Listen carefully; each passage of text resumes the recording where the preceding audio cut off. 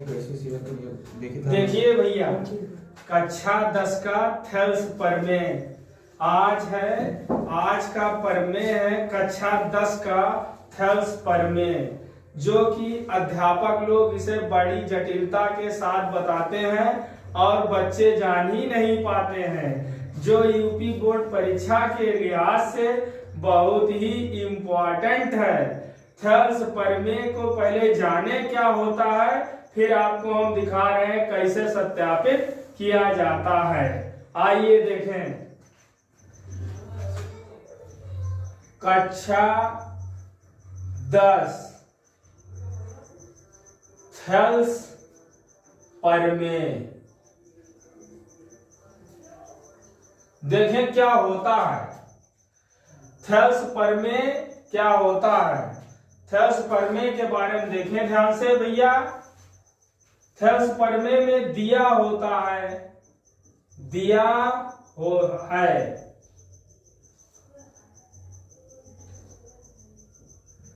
ये देखिए त्रिभुज होता है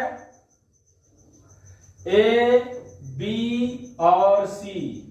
ये त्रिभुज ए बी सी में डी और ई समांतर है बीसी के। थेल्स प्रमेय में यही होता है कि ये इसकी जो डी है वो क्या है, बीसी के समांतर है। हमें सिद्ध करना है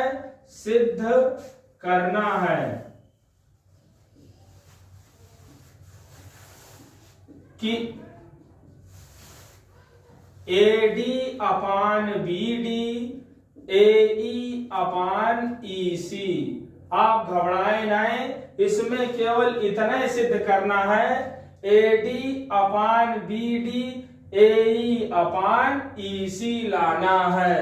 इसका मतलब यह है कि अतना बटा अतना लाना है, वो भी भुजाओं का अनुपात।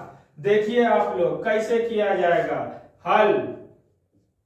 आप सबसे पहले क्या करिए, यहां से इस पर लंब डाल दीजिए और यहां से इस पर लंब डाल दीजिए। DM लंब AC और क्या करिए, EN लंब AB। इतना कर दीजिए। इतना करने के बाद आप ध्यान से देखिए भैया क्या कर सकते हैं। फिर से क्या करिए, आप इतने को और इतने मिला दीजिए। क्या करिए, BE और DC को मिलाने पर हम देखेंगे क्या होगा। देखिए देखेंगे ये कि देखेंगे त्रिभुज ADE का क्षेत्रफल होगा 1/2 आधार, ये हो जाएगा कितना, AD, और गुणे क्या हो जाएगा, EN। आप पढ़े होंगे कक्षा 9 में या पिछली कक्षाओं में कि त्रिभुज का क्षेत्रफल होता है आधार गुणे ऊंचाई। बस यहां देखा गया ये आधार है AD और ये इसकी का है ऊंचाई है। इतना कर दिया गया है। बस इतने में लड़के घबराए जाते हैं, जो कि पिछली कक्षाओं में ध्यान से आप पढ़े नहीं और आपको ठीक से पढ़ाया नहीं गया। वो देखिए इसका रामबाण यानी ब्रह्मास्त्र केवल इतना है, आधार ऊंचाई, आधार गुणे ऊंचाई, यही रामबाण इसमें चला दीजिए, कोई समस्या आपको नहीं होगी। जान पाए। अब भैया इसी सामने फिर से चले आइए और आप ये ध्यान दीजिए, और फिर उसी सामने ऐसे आप इतना हो गए हैं। अब आप इन्हीं को पकड़ के फिर चले आओ भैया और इनके नीचे से बटा मार दो। क्या करें, बटा मार दीजिए। और बटा करने के बाद आप क्या करिए, त्रिभुज DEB का क्षेत्रफल ध्यान से देखें, फिर वही रामबाण चलाएं, आधार BD और ऊंचाई यानी EN। अब ऊंचाई ये काहे होगा, आप ध्यान दीजिए, किसी की ऊंचाई जो क्या होती है वो लंब ही होती है, और इसमें लंब भैया यही है, इसलिए इस त्रिभुज की भी ऊंचाई यही होगी। यही रामबाण है इसका। अब आप देखिए ये और ये कट गया, आपका सीधा बचा त्रिभुज ADE का क्षेत्रफल बटा त्रिभुज DEB का क्षेत्रफल। क्या हो जाएगा, AD बटा BD। इसे भैया घेरा कर दीजिए और समीकरण 1 लिख दीजिए। अब आप देखते रहो आपका क्या समस्या है। अब आपका एक समस्या ये हुआ कि ये आ चुका है, अब AE अपान EC खाली पर जोड़ दें। दिमाग लगाएं, पहले से दिमाग लगाए रहे कि आपको करना क्या है। समझ पाए भैया, घबराए नहीं तो इसमें इस त्रिभुज वाले पार्ट में ऐसे मास्टर जी हैं जो आपको घबराए देंगे, आप जान ही नहीं पाएंगे। केवल ध्यान से देखते रहिए, थर्स पर में क्या है, बस ध्यान देते रहिए। अब भैया इधर से काम निपट चुका है, अब इस पर आइए आक्रमण किया जाए। इधर देखिए ध्यान से, फिर से त्रिभुज ADE का क्षेत्रफल। अब इस बार इधर से देख रहे थे, अब इधर से अपना वही ब्रह्मोस चलाइए। 1/2 आधार AE और ऊंचाई DM। जान पाए, आधार गुणे ऊंचाई। ये रामबाण क्या है, आधार ऊंचाई। घबराए नहीं। फिर अब उसी साथ में नीचे चले आइए, सरक आइए, और त्रिभुज DEC का क्षेत्रफल।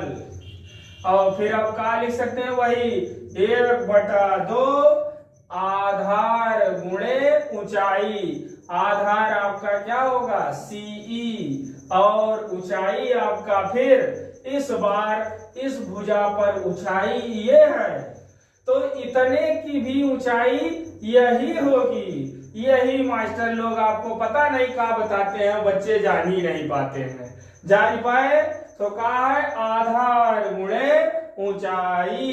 ये कट गया बच्चा, और आपका तुरंत आएगा ADE का क्षेत्रफल बटा त्रिभुज DEC का क्षेत्रफल बराबर होगा AE बटा CE।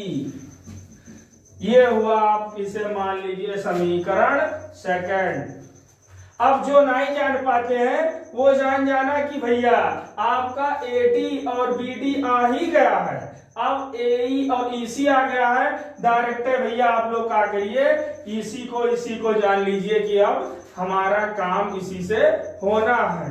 अब एक रामबाण और चला दीजिए। आप क्या करें, रामबाण ये कर दीजिए कि किसी तरीके से ये और ये बराबर हो जाए। तो आप लिख सकते हैं, आप पढ़े होंगे, हम जानते हैं कि त्रिभुज की DE समांतर है BC के, तब त्रिभुज DEB व त्रिभुज ये है DEC एक ही आधार DE पर है, तब कक्षा 9 प्रमेय से हम लिख सकते हैं